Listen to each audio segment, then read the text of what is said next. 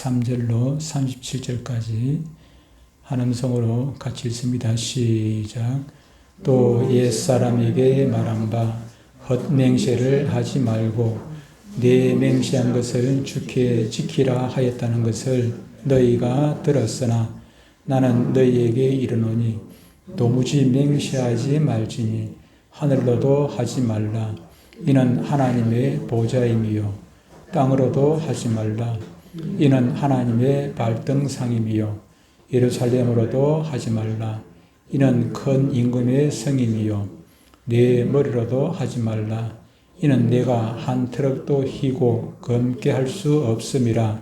오직 너희 말은 옳다 옳다 아니라 아니라 하라. 이에서 지나는 것은 악으로부터 나느니라. 아멘. 오늘 말씀의 제목은 맹세하지 말지니. 맹세하지. 도무지 맹세하지 말라고 말씀을 하였습니다. 우리가 잘 아는 그 이솝우화 중에 양치기 얘기가 있습니다. 어떤 양치기가 양을 치는데 심심하니까 장난기가 발동해가지고 마을로 쳐다보고 고함을 지릅니다. 늑대가 나타났다고 크게 막 고함을 지릅니다. 그러니까 마을 사람들이 놀래가지고 늑대가 나타나가지고 양들을 다 잡아먹나 싶어가지고 전부 다 몽둥이를 들고 뛰어 올라갔습니다. 근데 가보니까 양치기가 거짓말해서 사람들을 놀린 거죠. 놀렸습니다. 그래서 사람들이 보고 양치기를 보고 좀 꾸중을 냅니다. 절대로 그러지 마라. 다음부터 그러지 하지 마라. 꾸중을 냈습니다. 그런데 그 다음날 또 되니까 양치기가 또 장난기가 발동을 합니다. 어제 보니까 사람들이 속아가지고, 동네 사람들이 속아가지고 올라와가지고 전부 허탕치고 내려가는 거 보니까 재미가 있거든. 그래서 또 한 번 더 거짓말을 하게 됩니다. 또 마을 들여다보고 늑대가 나타났다. 그러니까 사람들이 또 거짓말한 줄 알고 아무도 쳐다도 안 보니까 오늘은 진짜입니다. 진짜입니다. 진짜로 늑대가 나타났습니다. 진짜로 하니까 또 사람들이 오늘은 정말로 늑대가 나타났나 보다 하고 사람들이 몽둥이 들고 이제 이번에도 또 막 헐레벌떡 뛰어 올라갔습니다. 헐레벌떡 뛰어 올라갔더니 또 거짓말이거든. 또 거짓말. 그래서 이제 절대로 안 속는다. 그러고 내려왔습니다. 그런데 그 다음날 진짜로 정말로 진짜로 늑대가 나타나 버렸죠. 그래서 이번에는 정말 진짜입니다. 정말 진짜입니다. 맹세합니다. 정말 진짜입니다. 그래도 마을 사람들이 거짓말을 2번 당하고 나니까 세 번째는 이제 아무리 진짜로 해도 안 믿는 거지요. 믿지를 않습니다. 그래서 어떻게 됐습니까? 늑대가 나타나가지고 양들을 다 잡아 먹어버렸다는 그런 얘기입니다. 양치기의 경우와는 다르겠지만은 양치기가 뭐 세 번째는 뭐 얼마나 다투받겠습니까? 진짜로 해도 사람들이 안 믿어주니까 그만큼 이제 신뢰를 잃어버린 거지요. 이 경우는 조금 다를 수는 있지만 우리가 살다 보면은 참 억울한 일을 당할 때가 많이 있게 마련입니다. 분통이 터지는 경우 중 하나는 아무도 나의 진실을 알아주지 않을 때, 내가 진짜로 해도, 내가 안 그랬다 해도, 사람들이 안 믿어줄 때 얼마나 속이 타고 답답하겠습니까? 특히 힘이 없고 백 없는 사람들은 이런 일들을 훨씬 더 많이 당하게 되지요. 다른 방법으로는 자신의 결백을 증명할 길이 없어서 어떻게 합니까? 종종 자살을 하는 경우를 보기도 합니다. 참 슬픈 일이지요. 또 결백을 입증하지 못해가지고 결국 감옥에 잡혀가기도 하다가 결국 오랜 시간이 지나고 난 다음에 10년이고 20년이고 형을 다 살고 난 다음에 진짜 범인이 잡히기도 하고 그렇게 하죠. 그런데 뭐 시간이 지나고 난 다음에 자신의 결백이 증명이 되었다 한들 오랜 시간 그 감옥에 있었던 것이라든지 아니면은 뭐 자살하고 난 다음에 결백이 증명이 되면 무슨 소용이 있겠습니까? 잃어버린 세월을 되돌릴 수 없고 죽은 사람을 다시 살릴 수도 없는 것이죠. 그러니까 경우에 따라서는 자신의 경우와 결백을 증명하기 위해 가지고 사람들은 맹세한다고 얘기를 하게 되죠.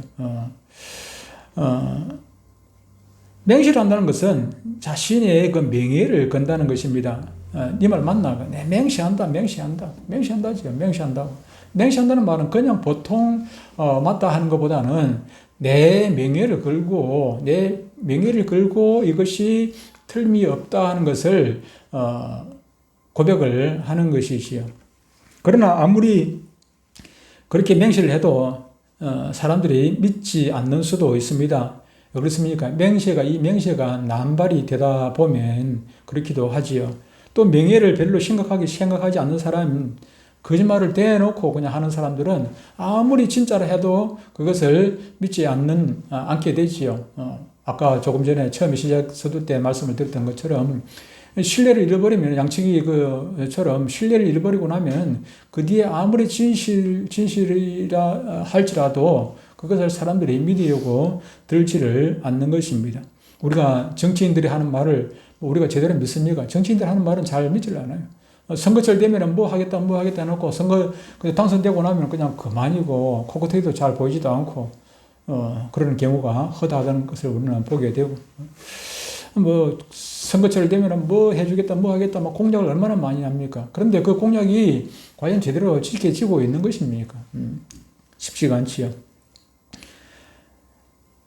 그러다 보니까 사람들은 자신의 명예보다도 더 진실하고 권위 있는 대상을 찾아서 그 이름으로 맹세를 하는 데까지 나아가게 됩니다. 하나님의 이름으로 맹세하는 것이 그 대표적인 사례가 될 것입니다.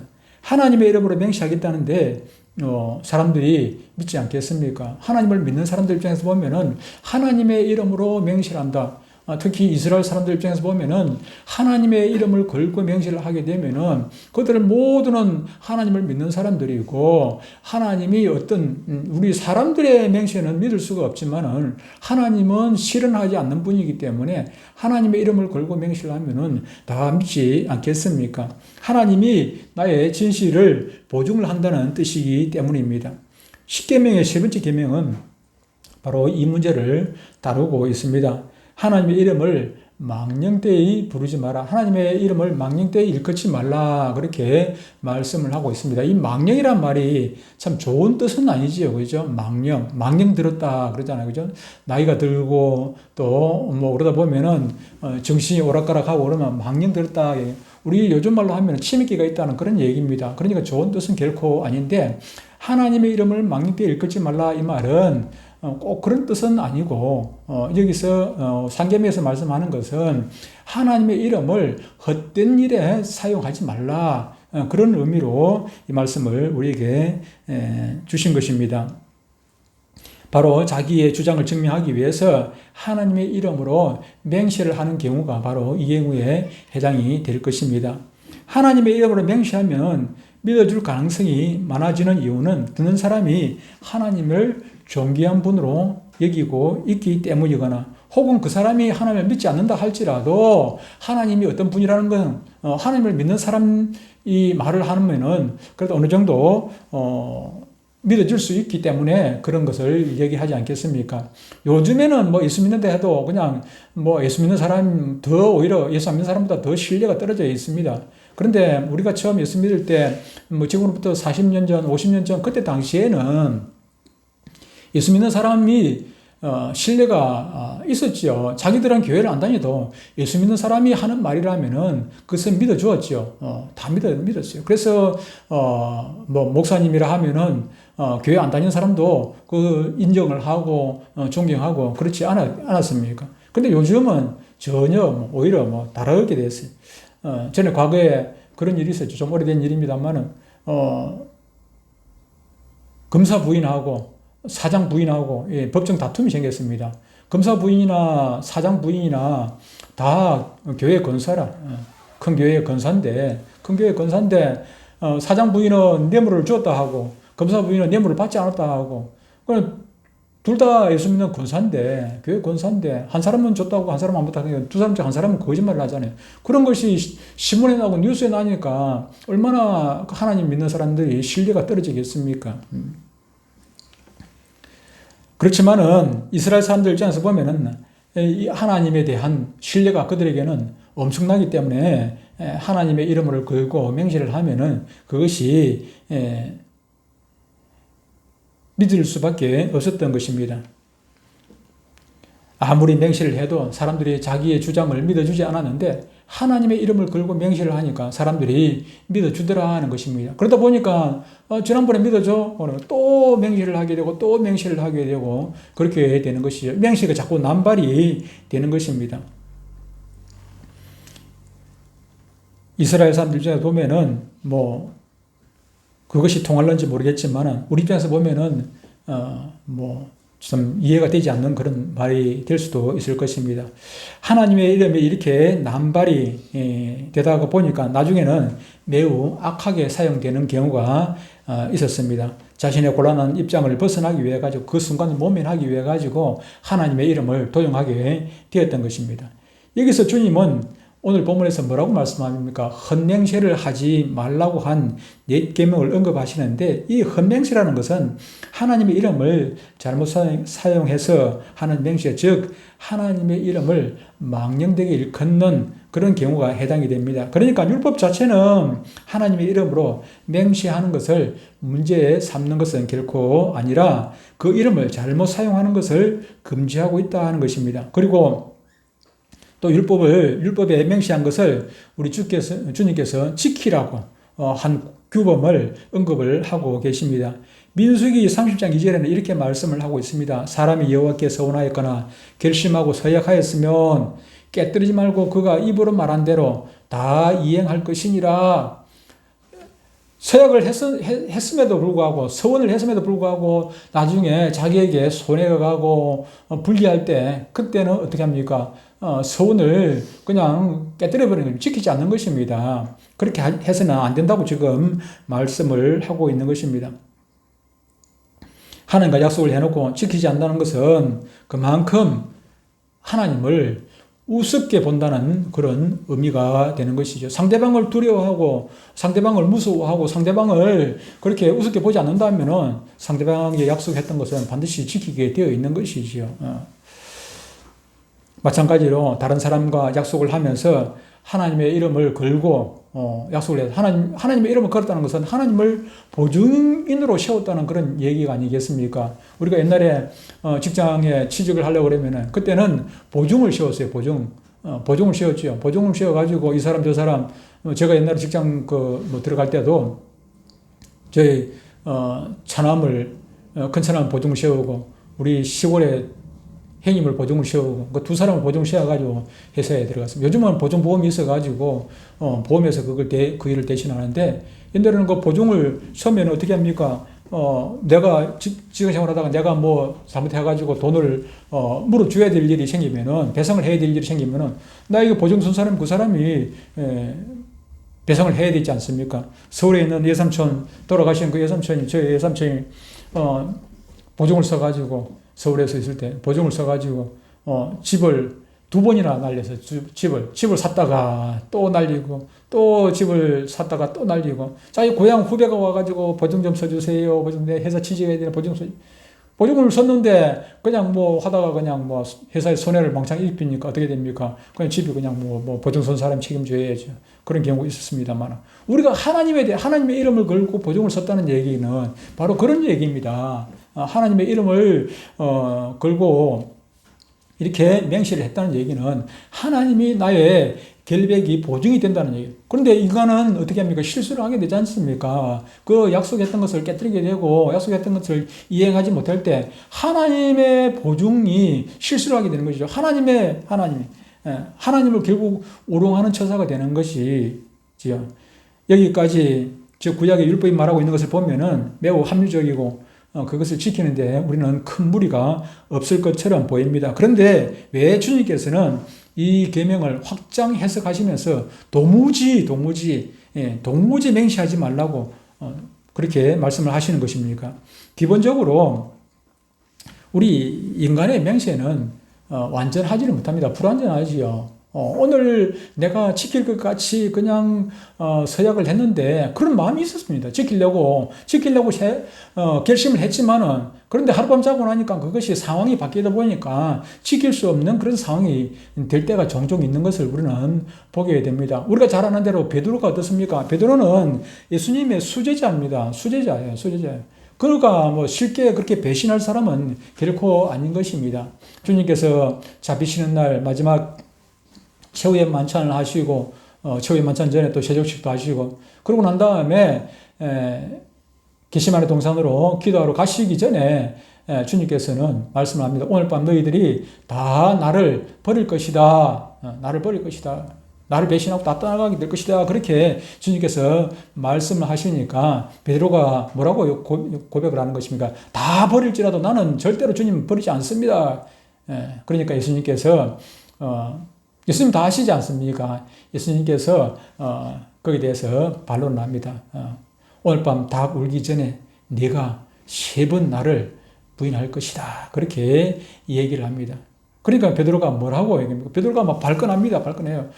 내 지금 마음을 주님께서 몰라주니까 베드로 입장에서 답답하기도 하겠죠. 그래서 발끈하면서 목숨 걸고 내가 죽을지언정 주님을 떠나지 않겠습니다. 그렇게 고백을 합니다. 물론 그 말이 거짓말 아닙니다. 진실이었어요. 진실. 자기는 목숨 걸고 할 만한 그런 결심이 있었습니다. 그 순간에 결심이 있었어요. 그런데 어떻게 되었습니까? 주님께서 잡히시니까 잡혀가시고 대제사장의 뜰에서 지금 신문을 받고 있습니다. 그러니까 제자들이 다 떠나가게 되죠. 다 떠나게 됩니다. 다 떠나게 되는데 물론 2 제자가 남았습니다. 요한은 끝까지 그냥 주님 앞에 주님과 같이 매달리지는 않았지만은 주님 앞에서 그래도 주님을 보고 있었고 또 베드로도 그래도 자기가 한 말이 있기 때문에 그래서 그랬는지 모르겠는데 멀리는 가지 않았습니다. 멀리는 가지 않으면 멀찌감하게서 예수님을 보고 있었죠. 예수님을 보고 지금 초조한 마음으로 보고 있었겠지요. 보고 있었는데, 그런데 옆에 한 사람이 와가지고 이 사람이 갈릴리 사람인데 저 사람하고 같은 당이네, 같은 패거리네. 그렇게 하니까 베드로가 무슨 말합니까? 나는 아닙니다. 절대로 아닙니다. 자기가 말해놓고도 또 민망하니까 조금 자리를 옮겼습니다. 자리를 옮겼는데 또 거기서 또 비슷한 얘기를 합니다. 내가 갈릴리 저 사람 내가 봤다. 맞지? 이러니까 무슨 얘기합니까? 맹시하지만 나는 절대 안 거든요. 2번째는 맹시가 나옵니다. 맹시한다. 나는 아니라고 맹시를 한다고 그랬어요. 그래서 또 자리를 또 옮겼습니다. 자리를 옮겼는데 또 한 여자가 와가지고 맞다고 이 사람 내가 봤다. 예수님하고 저 앞에 예수하고 같이 다니는 거 내가 봤다. 이러니까 그때는 뭐라고 얘기했는데 3번째는 저주하고 2번째는 그냥 맹시했는데 3번째는 저주하고 맹시하여 되어 그랬습니다. 저주했다는 얘기는 내가 저주를 받겠다는 거예요. 내가 예수님이 저주하는 얘기 아니고 내가 저주를 내가 내 말이 진실되지 않으면 내가 저주를 받겠다는 그런 맹시입니다. 저주하고 맹시하여 돼. 그만큼 내 말을 믿어달라는 것입니다. 속으로는 거짓말하면서. 베드로가 아까도 얘기했습니다만 베드로가 그렇게 거짓말 자주 하고 주님을 배반할 그런 나쁜 인간은 결코 아닙니다. 그런 나쁜 인간은 아닌데 그럼에도 불구하고 자기가 지금 잘못하면 잡혀가지고 예수님처럼 주님처럼 잡혀가지고 십자가에 달릴까 봐가지고 죽을까 봐가지고 순간적으로 두려움이 생긴 것이죠. 사람은 누구나 장담할 수가 있습니다. 저 역시도 지금 마음 같아가지고는 베드로가 처음에 고백했던 것처럼 주님을 위해서 죽을 자신이 있습니다. 지금 마음 같아가지고는. 지금 마음 같아가지고는 주님을 배반하니 차라리 내가 죽고 말지 그런 마음이 저도 있어요. 저도 있는데 근데 그걸 인간이기 때문에 그걸 확신을 할 수 있습니까? 여러분들이 그렇게 믿어줄 수 있느냐 그 말입니다.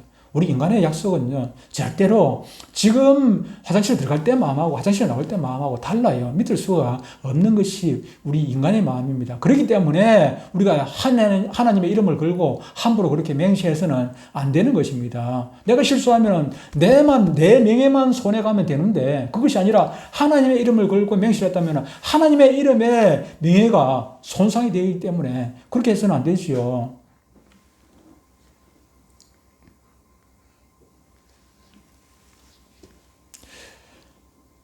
베드로의 경우에 보듯이 맹시라는 것이 결코 인간의 맹시라는 것이 믿을 수 없는 것입니다. 베드로처럼 정직한 사람도 그런 거짓 맹세를 할 수 있다면은 저나 여러분들이 베드로처럼 더 믿음이 좋고 더 확실할 수 있겠습니까? 그럴 자신이 있느냐고 말입니다.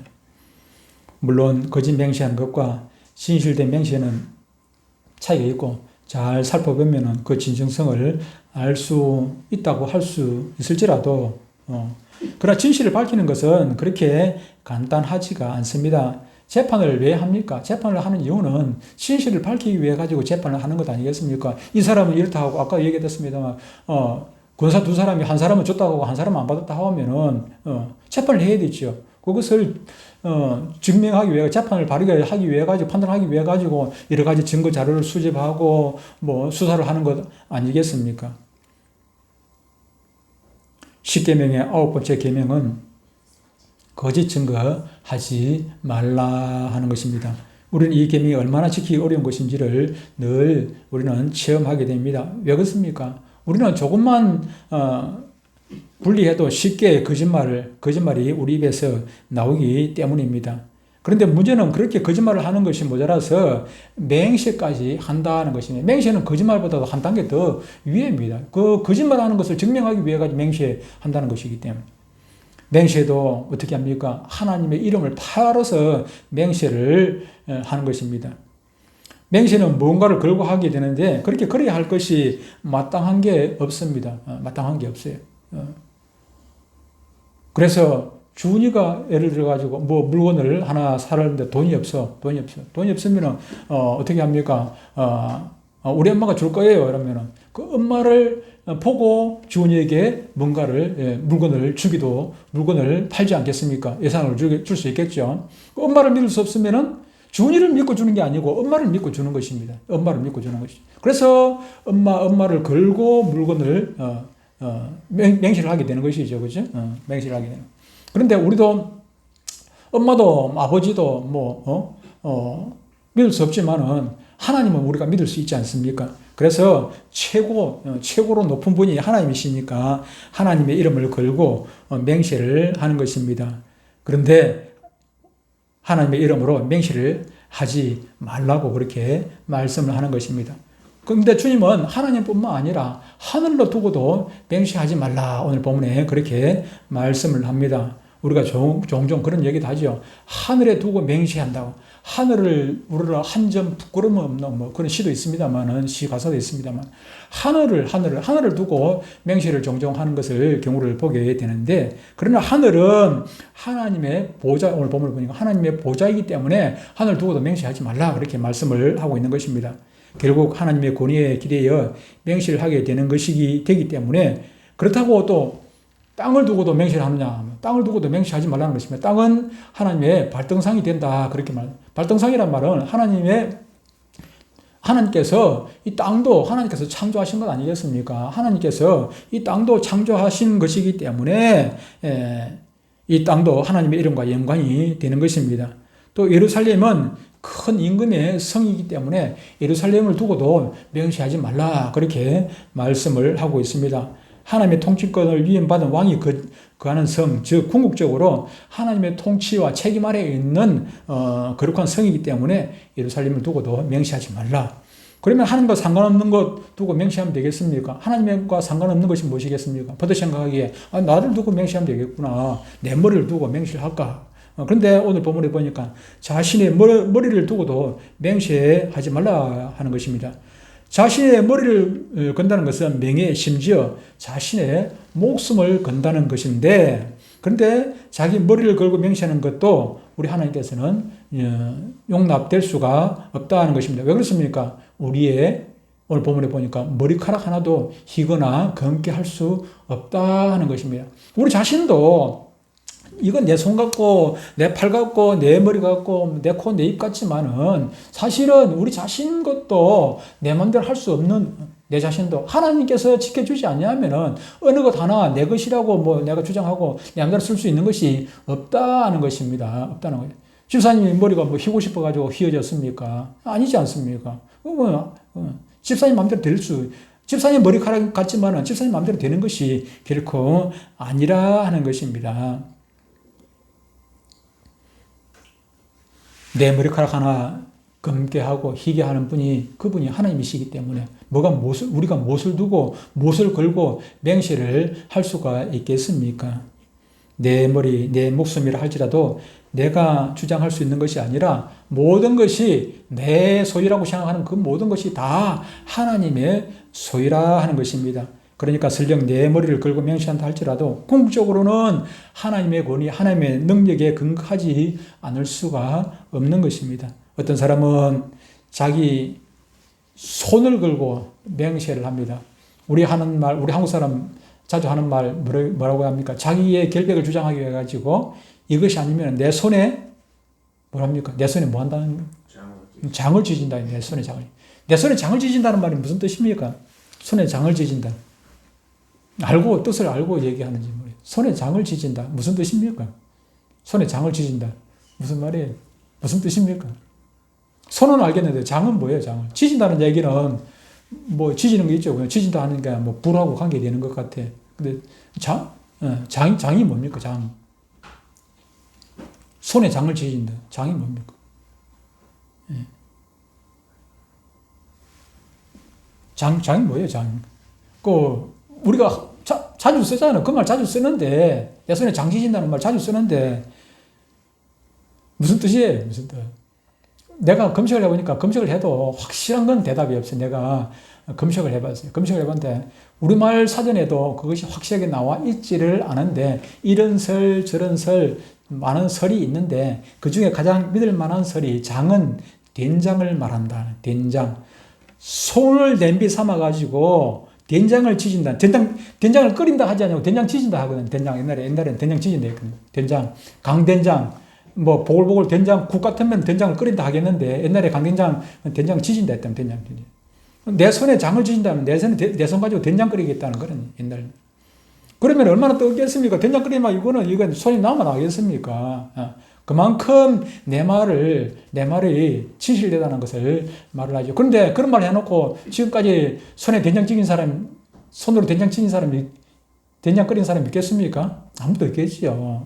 그런 말을 해도 그것을 그 약속까지도 못 지키는 거예요. 자기가 한 말도 못 지키고 자기가 손에 된장을 끓이겠다 해놓고도 그것도 못 지키고 저는 월요일날 노회에서 목사 안수식이 있었는데 저는 집례자로서 선서를 받았습니다. 서약을 받았습니다. 목사 안수자들 시간을 놓고 오른손을 들게 하고 서약을 했습니다. 임자들 다 서약을 다 하고 난 다음에 안수를 하고 그렇게 안수증을 주고 안수패를 주고 그렇게 했지요. 그들이 기억할는지는 모르겠어요. 자기들이 그거 선서했던 것을 끝까지 죽을 때까지 기억을 하고 그것을 지킬는지는 모르겠는데 저나 뭐 우리 목사님이나 선서를 다 하고 목사 안수를 받았죠. 우리가 서약을 그렇게 많이 합니다. 법정에 가면은 뭐 청문회에 가도 마찬가지고 선서를 하지 서약을 하지 않았습니까? 내가 거짓말 하지 않겠다고 서약을 우리는 하게 되는 것을 보게 됩니다. 결혼식 할 때도 서약을 하지요. 서약하지 않습니까? 그 머리 파뿌리 될 때까지 절대로 이 사람 변치 않겠다고 약속하고 서약하고 이렇다 우리는 곳곳에서 맹세를 하고 그렇게 살아갑니다. 하지만 주님은 오늘 본문에서 뭐라고 얘기합니까? 도무지 맹시하지 말라. 도무지 맹시하지 말지니 그랬습니다. 그럼 어떻게 해야 됩니까? 우리는 모든 성경을 읽고 이해할 때 말씀하는 그대로 액면 그대로 지키는 것보다도 이 말씀을 하시는 의도를 알아야 되는 것입니다. 의도를 알아야죠.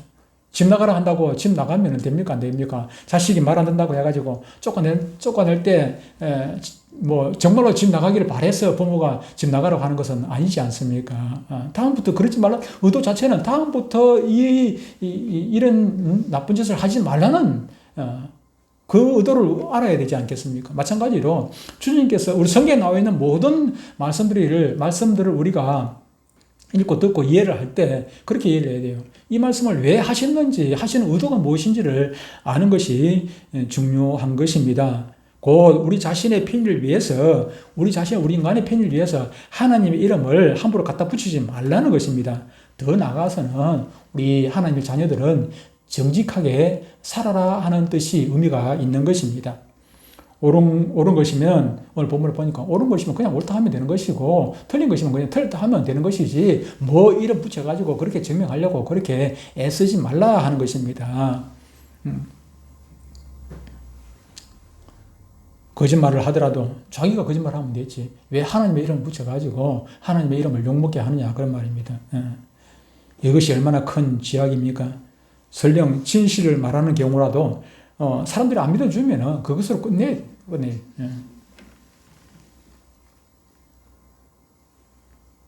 도무지 맹세하지 말라는 주님의 말씀은 우리가 맹세라는 것을 할 수 있느냐 없느냐를 규정하는 것이 아니라 우리 그리스도인의 삶 자세가 어떠해야 하는가를 규정하고 있는 것입니다.